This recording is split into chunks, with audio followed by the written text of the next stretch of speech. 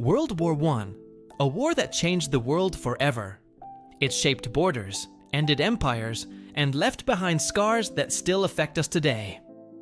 But how did it all begin? The story begins in 1914. Europe was a tense place. Countries were forming secret alliances, building huge armies, and competing for power. Then, on June 28, 1914, Archduke Franz Ferdinand of Austria-Hungary was assassinated in Sarajevo by a Serbian nationalist.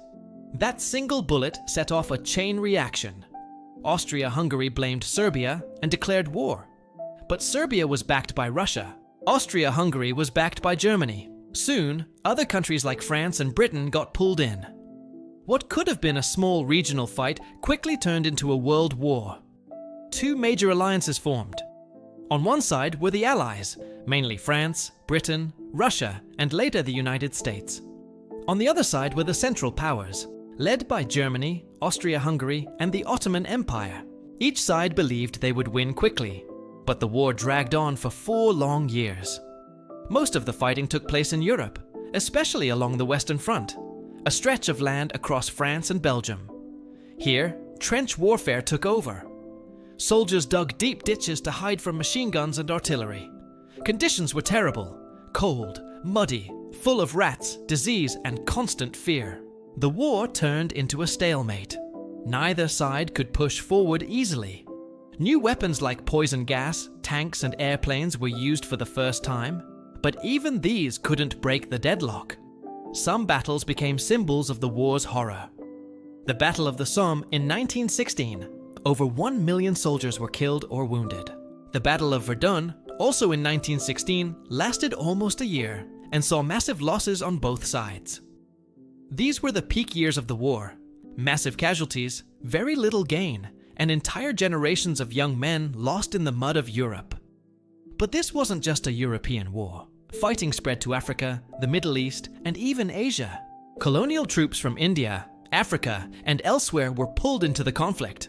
The Ottoman Empire fought in the Middle East, and Japan joined the Allies, hoping to expand its power in Asia.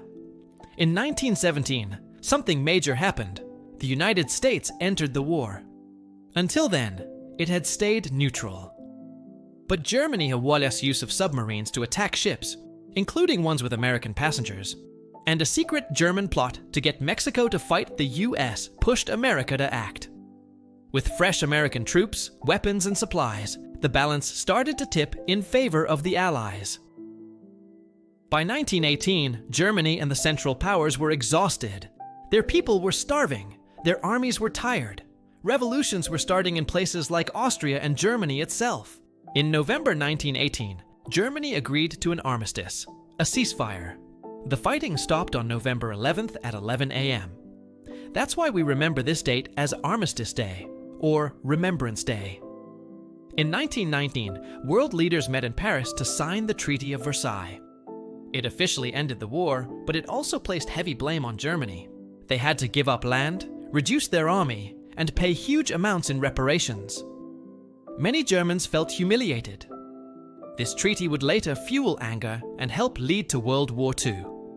World War I caused over 20 million deaths. It ended 4 empires: the German, Austro-Hungarian, Ottoman, and Russian empires. New countries were born, old borders were redrawn, and the world had changed forever. World War I is often called the war to end all wars. But sadly, it wasn't. The world would go through even worse times just 2 decades later. But World War I taught us the price of unchecked power, nationalism, and hatred. It also sparked major changes in politics, technology, medicine, and how nations work together. It marked the beginning of a new, uncertain century. And that was World War I.